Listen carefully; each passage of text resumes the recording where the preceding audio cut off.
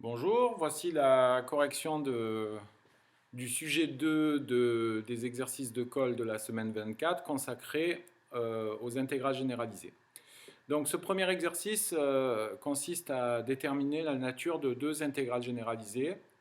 La première, très simple, intégrale de 1 à plus l'infini de 1 sur t au carré plus 1. La deuxième, intégrale de 0 à plus l'infini de exponentielle de moins t au carré. Donc comme je le disais dans l'énoncé, dans cette formulation, on ne demande pas forcément, dans le cadre où l'intégrale serait convergence, de calculer la valeur de l'intégrale. Ce qu'on demande, c'est juste la nature, c'est-à-dire répondre à la question, est-ce que cette intégrale est convergente ou est-ce qu'elle n'est pas convergente? Et puis, si on arrive à calculer la valeur de l'intégrale, ce n'est que mieux, mais bien souvent, c'est un problème annexe qu'on se pose une fois que l'on a déterminé la nature de l'intégrale. Et souvent, les techniques qui sont mises en œuvre pour déterminer la valeur d'une intégrale qui converge n'ont rien à voir avec la technique qui consiste à déterminer la nature. Alors, corrigeons ces deux exemples. Le premier exemple est très simple et j'ai orienté le sujet en donnant une recommandation de procéder par équivalent. Mais là, je suis d'accord que c'était pas forcément obligatoire dans la mesure où 1 sur t carré plus 1, on connaît directement sa primitive, il s'agit d'arctangente x, et donc on pourrait faire un calcul direct. Mais mon but était de vous amener à travailler sur la recherche d'équivalent pour le cas futur sur d'autres exercices où on n'arrive évidemment pas à trouver une primitive aussi simple. Mais sinon, on est bien d'accord ici, on exprime directement la primitive de la fonction, on en trouve. En fait, ça permet de parler de l'organisation, de la réflexion qu'on doit avoir lorsqu'on étudie une telle intégrale généralisée. Donc, je regarde cette intégrale généralisée. Donc, pour la première, je suis en présence d'une fonction f de t qui est égale à 1 sur t carré plus 1. Alors, que dit le cours? Quand on a une intégrale généralisée, l'intégrale va converger partout où la fonction elle est continue. Or, je regarde sur l'intervalle 1 plus l'infini, cette fonction f de t, elle est continue. Donc, il n'y a pas de problème, elle est continue sur l'intervalle 1 plus l'infini. Donc, ce qui vient me régler un problème, c'est la borne du 1, la borne du bas, et toute borne à l'intérieur de cette intégrale. Je n'ai pas de problème sur des valeurs qui sont fixées ni en 1 ni après 1, puisque la fonction est continue partout, donc je ne vais pas avoir de borne je vais pas avoir de problème sur les bornes inférieures. Donc je dis là tout simplement que j'ai une inconnue qui est la borne infinie, et donc j'ai une intégrale généralisée en plus l'infini. Donc c'est pour ça qu'on fait étude en plus l'infini uniquement. C'est le seul endroit où l'intégrale est généralisée lorsque t va tendre vers plus l'infini. Alors voilà, c'est là où, bien entendu, je vais procéder par équivalent. Très simple. Or, 1 sur t carré plus 1 est équivalent au voisinage de plus l'infini à 1 sur t carré. Et tout simplement, je sais, parce que je reconnais une intégrale de Riemann ici, que l'intégrale de 1 à plus l'infini de dt sur t au carré converge, car 2 est strictement supérieur à 1. J'ai un facteur ici qui est plus grand que 1, donc c'est une intégrale de Riemann qui converge. Et donc, si ma fonction équivalente converge par intégrale, ma fonction de base, l'intégrale de 1 à plus l'infini de dt sur 1 plus t au carré, elle converge aussi. Encore une fois, j'aurais pu résoudre cet exercice par calcul direct, mais je l'aurais formalisé comme ça, donc je donne quand même l'autre solution, bien sûr, auquel vous aurez pensé de façon immédiate. Bien, c'est que je vais dire que cette intégrale, je vais étudier la limite, donc lorsque x tend vers plus l'infini de l'intégrale de 1 à grand X de 1 sur t au carré plus 1 dt.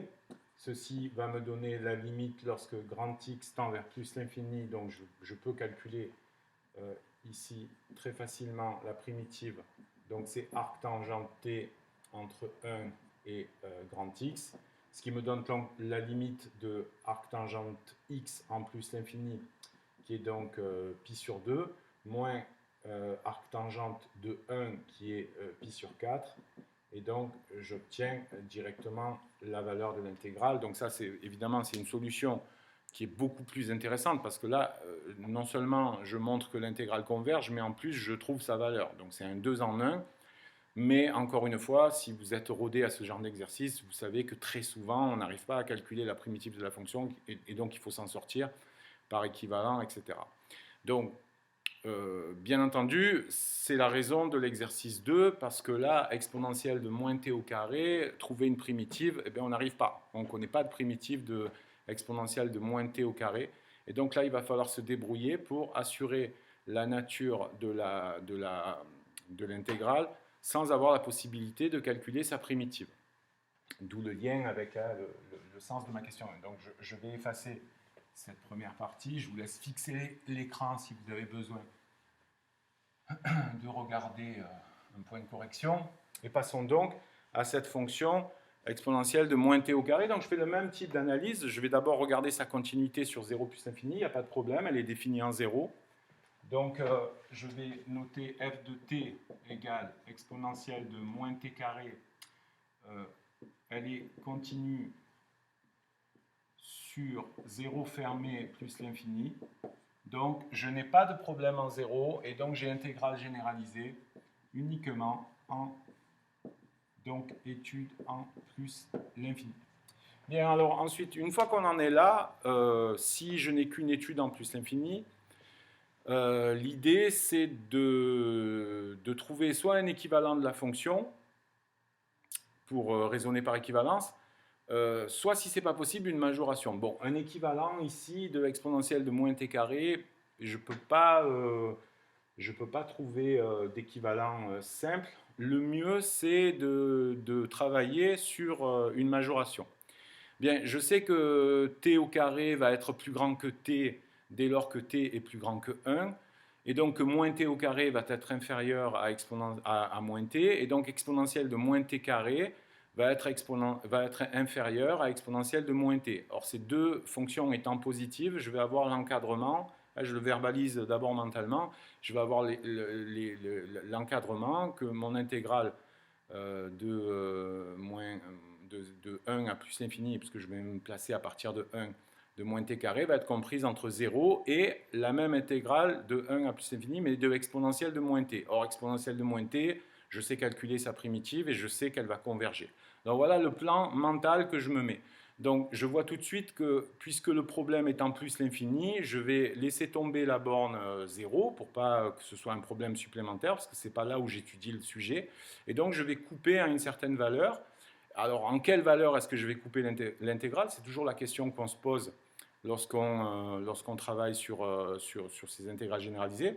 Ben ici, d'après ce que je viens de dire, je veux que t au carré soit plus grand que t. Donc, ceci n'est réalisable que si t est plus grand que 1. Donc, je vais couper légitimement en 1 pour faire mon étude donc de mon intégrale de 1 en plus l'infini. Donc, je vais prendre donc pour t supérieur à 1, pardon, qu'est-ce que je vais avoir? Pour t supérieur strictement à 1, je vais avoir donc t au carré qui est strictement supérieur à t. Ce qui va impliquer bien sûr que moins t au carré est strictement inférieur à moins t, et donc ce qui va être équivalent au fait que exponentielle de moins t au carré est inférieure à exponentielle de moins t. Donc, qu'est-ce que j'ai au final? Je vais avoir des intégrales positives. La première, c'est intégrale de 1. Vous voyez, je coupe en 1, parce que j'oublie le problème en 0, parce que ce n'est pas ce qui m'intéresse. Ce qui m'intéresse, c'est vers plus l'infini, donc je peux couper en ce que je veux. Donc, je coupe au minima en 1, de plus l'infini de mon intégrale e moins t au carré dt. Je viens de la majorer dès que t est plus grand que 1, par l'intégrale de 1 à plus l'infini de exponentielle de moins t dt. Voilà, et là j'ai gagné, j'ai une majoration et une minoration par 0. Or, si cette intégrale converge, je sais que par le théorème des inégalités sur les intégrales généralisées, cette intégrale-là va être maîtrisée, ça veut dire qu'elle va converger. Or, cette intégrale, c'est très simple, hein, c'est bien entendu, bon, je connais sa primitive qui est moins e de moins t, donc entre 1 et plus l'infini, et donc ici en plus l'infini, l'exponentielle en moins l'infini du coup va tendre vers 0, et donc je vais me retrouver avec plus e de moins 1. Donc cette intégrale converge, elle va entraîner la convergence de mon intégrale. Donc vu que l'intégrale de 1 à plus l'infini de exponentielle de moins t dt converge, je vais avoir l'intégrale de 1 à plus l'infini de exponentielle de moins t au carré dt qui converge aussi en valeur absolue, mais de toute façon je suis en présence de fonctions qui sont positives, donc j'ai une maîtrise de l'intégrale, donc je sais qu'elle ne va pas exploser, que donc je vais être inférieur à une valeur, c'est un peu le principe des suites, hein, des suites qui sont croissantes et positives, croissantes et qui sont majorées, elles convergent à un moment donné, c'est exactement ce qui se passe pour les intégrales de fonctions positives. Voilà pour ces deux études, la première par équivalence ou par calcul direct, et le deuxième petit exemple par la recherche d'un majorant. Recherche d'un majorant et détermination d'un équivalent qui vont être le fer de lance de l'exercice 2 de ce sujet 2 et que je vais exposer dans une petite vidéo à part pour ne pas alourdir et pas faire une grosse vidéo et séparer les problèmes. Voilà, donc on se retrouve tout de suite pour l'exercice 2. À tout de suite.